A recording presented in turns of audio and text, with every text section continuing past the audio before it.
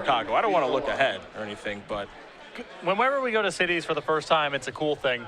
Chicago, one of the largest cities in the United States. I'm just saying, you ever had a Chicago dog before? I have not. We're going to have to fix that. I hope you like hot peppers and tomatoes. I like one of those two things. Perfect, you're in. Temple of Bannon is how we're going to start things off here for Andersen. A Temple of Triumph here for Kevin Jones. He'll leave his card on top. We're underway here in round number 7. A Forest and a Caryatid here for Andersen. To Jones we go. Jones just draws an island. He kept that on top very, very quickly, but he'll just pass the turn back. It's funny how Magic metagames kind of work to me, where, last weekend, it certainly made sense to say, I'm going to put the Devotion deck down since everyone is talking about how it's probably a bad idea to play, and Chris said, I'm not switching decks. You look at Andersen's performance versus Van Meter's performance. Van Meter played Devotion. He went 4-3 drop and was like, I should have played Dragons. For Andersen, he made top 8 and then got knocked out by Ken Ketter, but he never really strayed from this strategy. No, and to me, the games of Standard they're really hard to play, and sideboarding's especially difficult, and there's a lot to be said for just familiarity. A Rabble Master and a Goblin here for Kevin Jones. Now it's a Wishboard Elemental, and this will make Goblin Rabble Master look pretty poor. Andersen will get the opportunity to manifest, pass that turn back. See what Jones can do about this threat. You saw him use a Valor Stance on a Corsair of Crew Fix, but Valor Stance is kind of getting taxed in this matchup. There's a lot of targets. Pelucranos, Whisperwood Elemental, Genesis Hydra, Dragon Lord Atarka. There's a lot. Just a few. I mean, it's a good card to have, but you need a lot of copies, or you need to be ending the game really fast. Going to the skies is a good way to do that. That's what Kevin Jones is going to try to do here. He'll be attacking with all of his creatures. The Manifest will jump in front of the Rabble Master. 4 damage will come across. You'll have a Goblin token get blocked by Wishboard Elemental. Andersen's going to get rocking and rolling here. He'll take a draw to Dragon Lord Atarka. Rugged Highlands will be the land. He'll gain a life. An attack here for 4 from Andersen will give him the lead. Bring Jones down to 16. The follow-up, I think, is going to be another copy of Wishboard Elemental, which means 2 Manifest triggers. Pretty good clean living here for Chris. Now, Green-Red Devotion is not spectacular at answering the board, but there are some draws it gets where it doesn't really have to be, where you can just overpower someone. Unlike previous Devotion strategies, which required a lot of setup before you got going, this one, turn 3, turn 4, you start cranking out some real threats. Jones going to come across for 3 in the air and pass the turn back. Now, let's not get it twisted. Manus Rider is great in this matchup. It is just getting overpowered right now. Exactly. If Kevin's got other stuff going on, if he's got counter spells, if he's got removal spells, Manus Rider is one of his critical cards, but it doesn't guarantee a win on its own, especially when Kevin's on the draw. Yeah.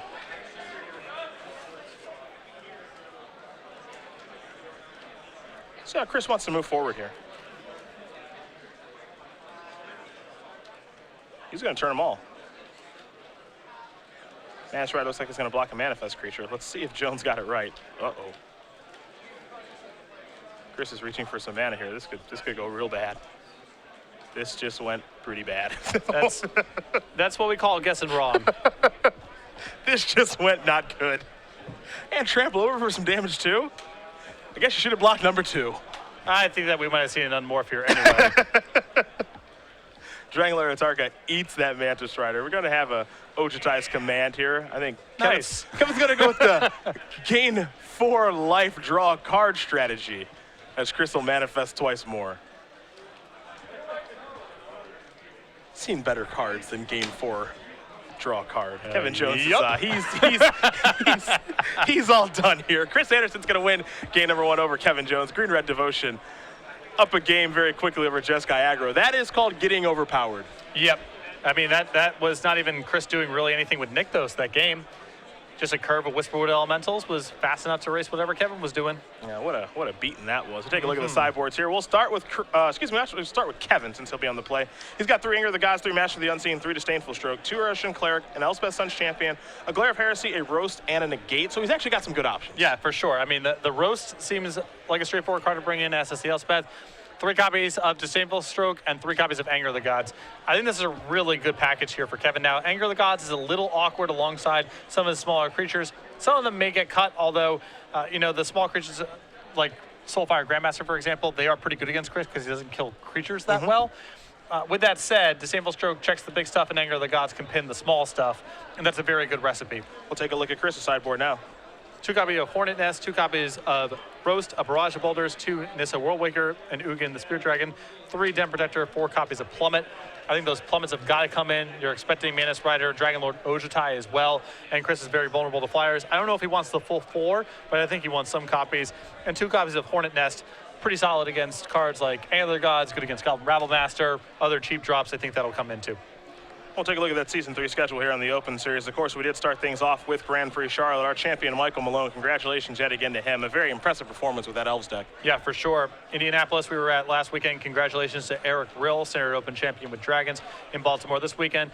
A couple weekends off, including the pre-release for Magic Origins, and then we head to Chicago for the first time in Open Series history.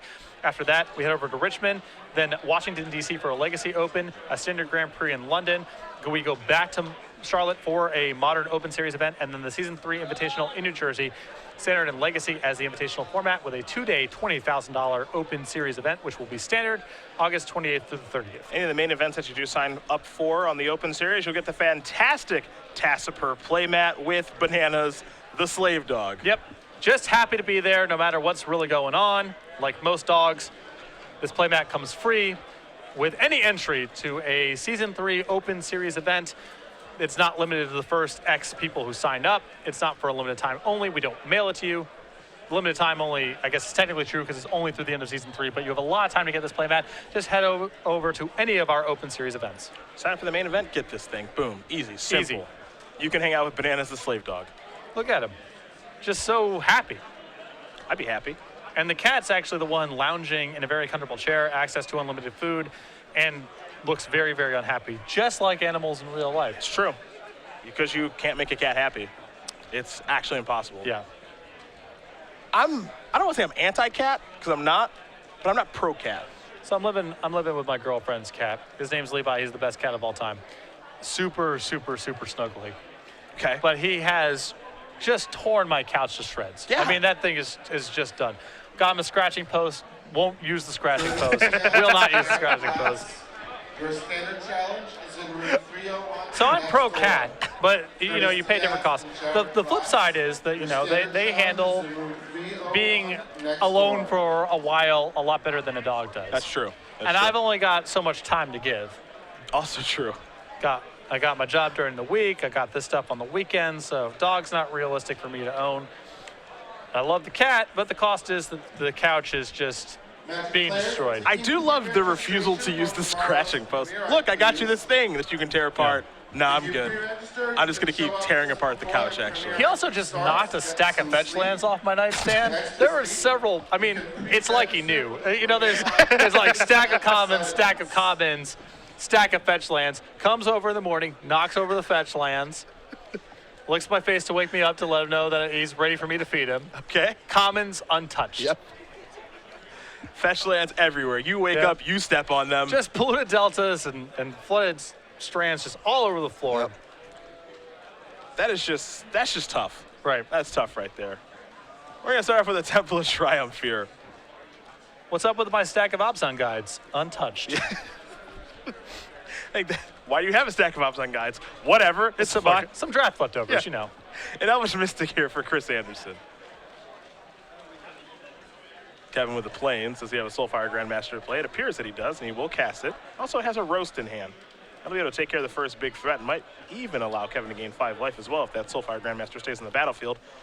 For now, Andersen will play a Temple, Scry to the bottom, carry at it, pass the turn back. Mana not going to be an issue here for Chris this game. And this is the trouble with the small creatures in the matchup. Even on the draw, Chris is able to block very, very fast in this game.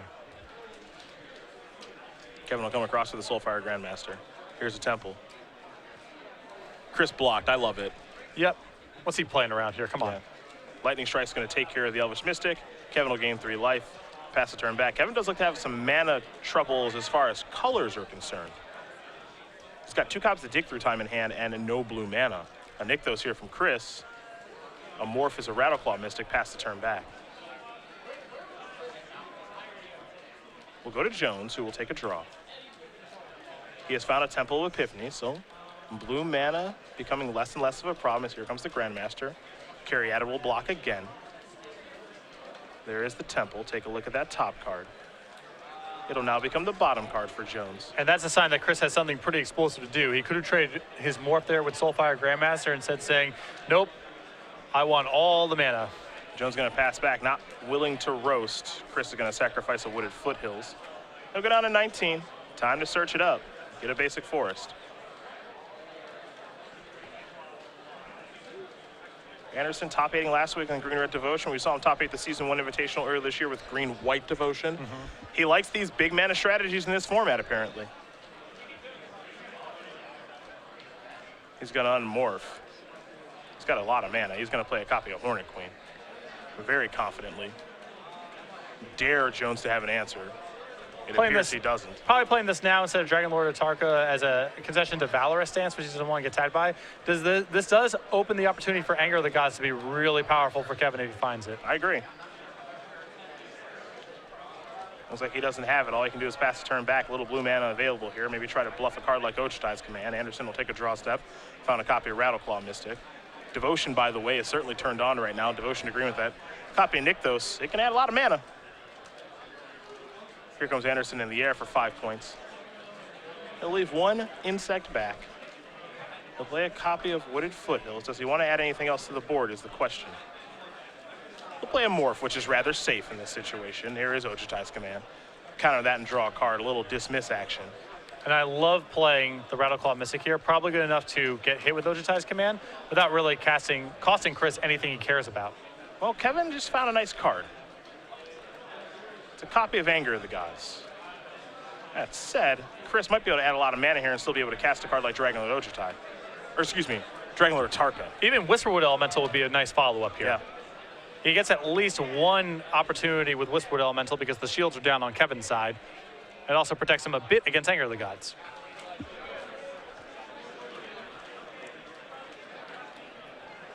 And he will play Whisperwood Elemental.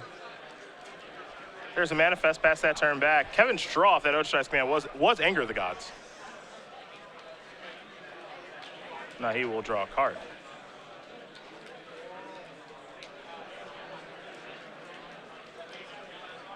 Kevin gonna take a look at Whisperwood Elemental, see how this does work with Anger of the Gods, perhaps. Now he's gonna cast his spell. Now keep in mind, this card has lifelink. Yeah. It's gonna gain a lot of life.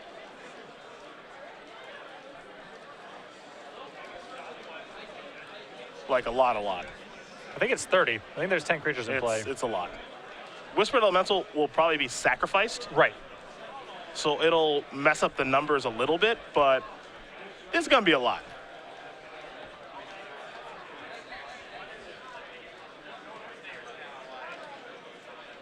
Looks like it might be 27. Yeah, assuming Whisperwood Elemental gets sacrificed, then there's 9 creatures in play. Yep. But I think that Chris probably just wants to keep Whisperwood Elemental in play. Understandably so. Because gaining 30, that's good for Kevin. Obviously, 30 life's a lot, but there's no guarantee that Kevin can win a long game from here.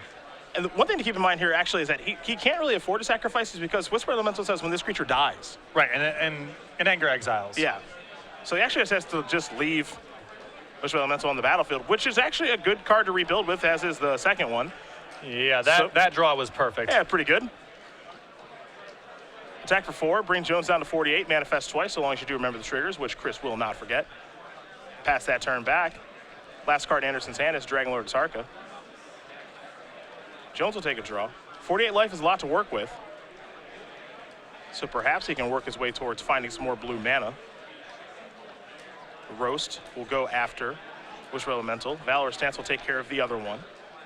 So he's taking care of those problems. Jones catching up a little bit here. And he's got time. I mean, he's at 48. Yep. He's got a lot of time to rebuild. Hey, you do wonder what maybe those manifest creatures are. Does he have as much time as maybe he thinks?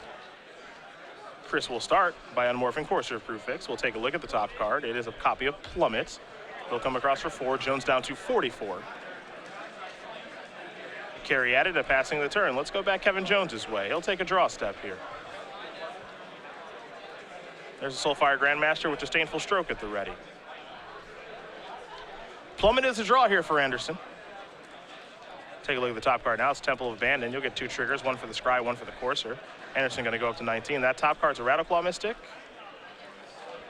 Let's see where that's going to go. downstairs. Top card now, Death Miss Raptor.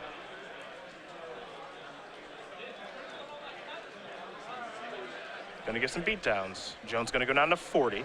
No interest in blocking. We go back Jones's way. Disdainful Stroke in hand. Dragon Lord Ojutai was the draw. And still only a single blue mana, so he can't cast Dig Through Time. He attacks for 2, gains 2, of course. Given that Soulfire Grandmaster does have lifelink. Pass the turn back over to Andersen. Andersen will play his tempo. 2 triggers yet again, 1 from the Courser, 1 from the Scry. Death Miss Raptor on top. Looks like it's going to stay there. Death Miss Raptor is just so good in this spot because Disdainful Stroke is definitely on Chris's radar. And the Death Miss Raptors are a way for him to keep advancing his board, make it hard for Kevin to attack without running a big threat into Disdainful Stroke. Chris would prefer to hold tight for a little while and not deploy Dragon Lord Atarka until Kevin taps out. And these Death Miss Raptors allow him to do just that. Jones will take a draw. Another copy of Disdainful Stroke. He's drawing the wrong half of his deck right now. Yep. Death Miss Raptor the draw. Take a look at the top card. It's a Whisperwood Elemental here for Andersen. In comes Andersen yet again, this time for 7. Jones is going to go down to 31.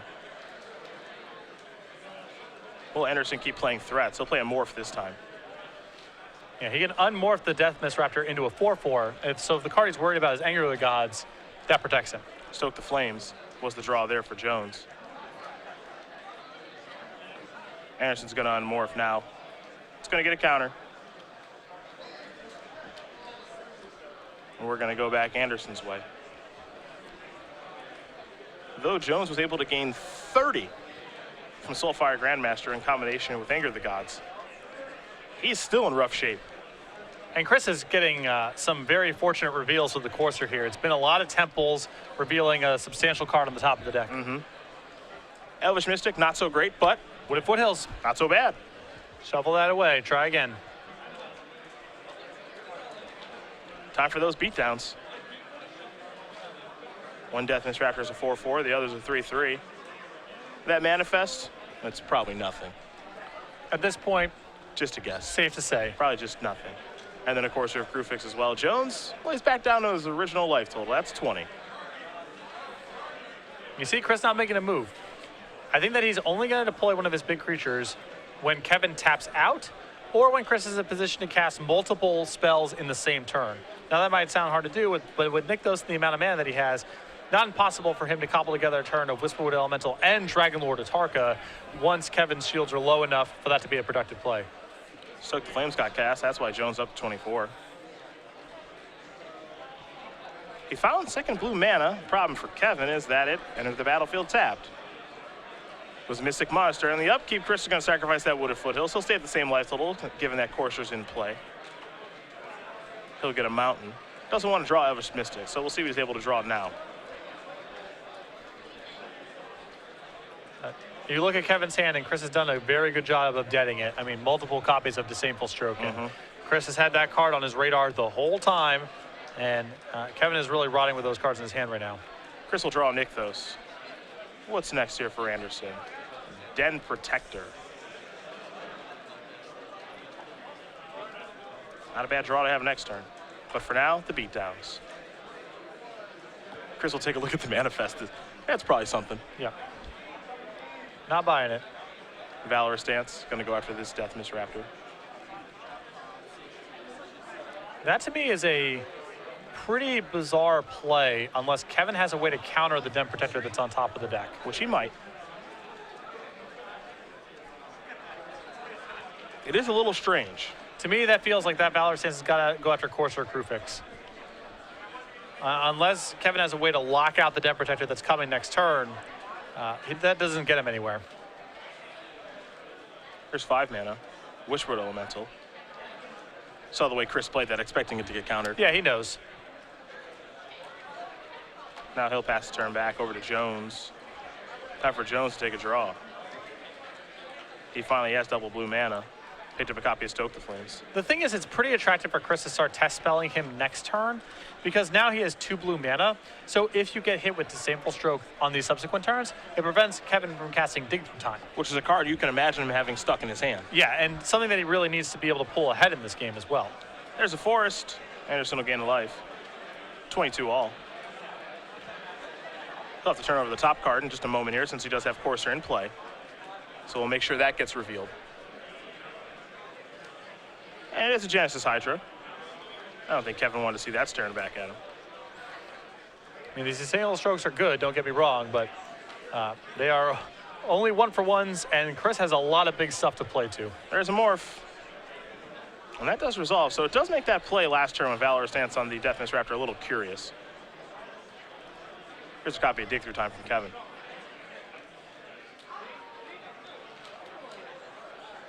Looks like he's going to leave a little mana available. Exile a few cards here. Take a look at the top 7. Take 2 with him. He's going to need some serious help right now, though.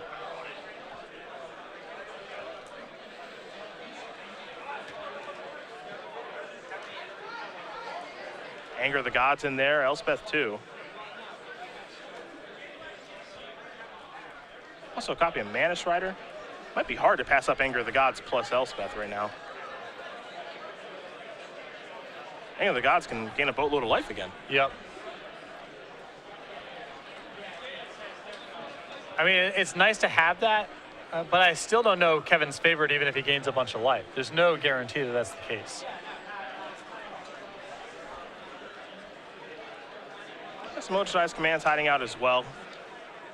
Looks like Kevin doesn't have a ton of interest in those. But he has come to something he likes. And it looks like it is Anger and Elspeth. Now Kevin gets to untap. He'll get to take a draw step now. There's a copy of Mantis Rider. Mana's still a bit of an issue here for Jones. I'll take a look at the graveyard. You're going to find some copies of Deathness Raptor down there, that's for sure.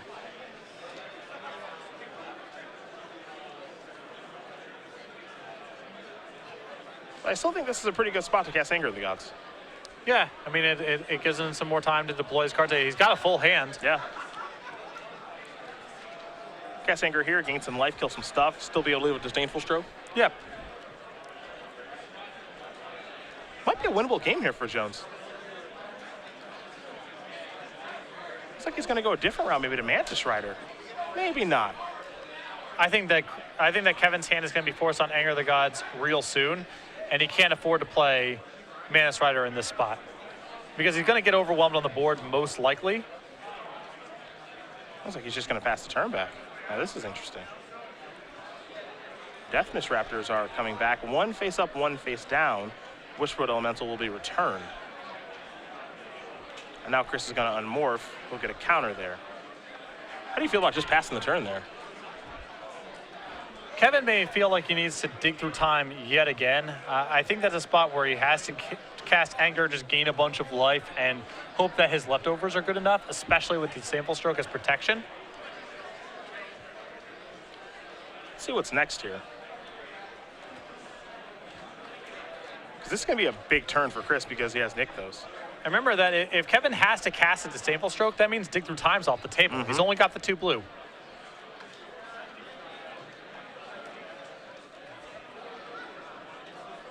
Oh boy.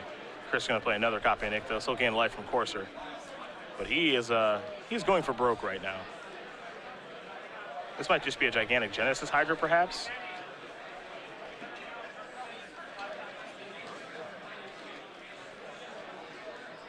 Yep.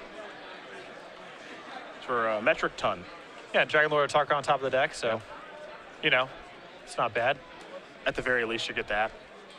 At the least. Yeah. Worst case scenario, Yep. Dragon Lord Atarka. That's right. That's what I said. It's at 12. Oh, okay. The worst case scenario manifested itself. Yep. It is a Dragon Lord Atarka. Now, if Kevin would like to, he can counter the Genesis Hydra. You can't counter the Dragon Lord Atarka because that comes in from Genesis Hydra's trigger. That's uncounterable. Yikes. Soulfire Grandmaster is going to help assist a little Convoke action on Stoke the Flames. Kevin is just getting mushed right now. Well, it's not ugly. Or excuse me, it's not pretty. It's getting ugly. Now here's Disdainful Stroke there. Another Genesis Hydra on top of Chris's deck, just for good measure. Soulfire Grandmaster bites the dust thanks to Dragon Lord Atarka. So the longer we go, unfortunately for Kevin, it does not favor him. No. That's the thing about the Devotion deck. Sometimes when you're playing Jeskai, the longer we go, it's better for Jeskai. Not in this matchup. If you can keep the Devotion deck off of its sources of card advantage, like Genesis Hydra and Whisperwood Elemental, you can win a longer game. Once you get to this spot, even cards like Elspeth and End Hostilities don't offer a whole lot. Yeah. Anger of the Gods was the draw. Yeah, feel free to cast that. It's not going to matter. Chris Andersen's going to win this match here over Kevin Jones. 2-0. Green-Red Devotion's going to take care of Jeskai aggro, and for Andersen, that's another great start to a tournament. He's 7-0 here. Yeah, awesome start for him. He's had a lot of success with these Devotion strategies. Kevin's still in great position. I think he's still got a day 2 berth locked up at this point, even with a loss, even with 2 more losses. But I don't like this matchup very much for the Jeskai side of the table. I don't think Kevin's got enough in his sideboard to make it palatable, and Chris's draws, both of those games were not messing around. Also, you just saw Chris play a very sharp game. Disdainful Stroke, Angular Gods, they were on his radar the entire time. He never allowed Kevin to blow him out with either card. Well, congratulations, Chris Andersen. 7-0 as we come back to the booth there. Cedric Phillips, Patrick Sullivan, bringing you all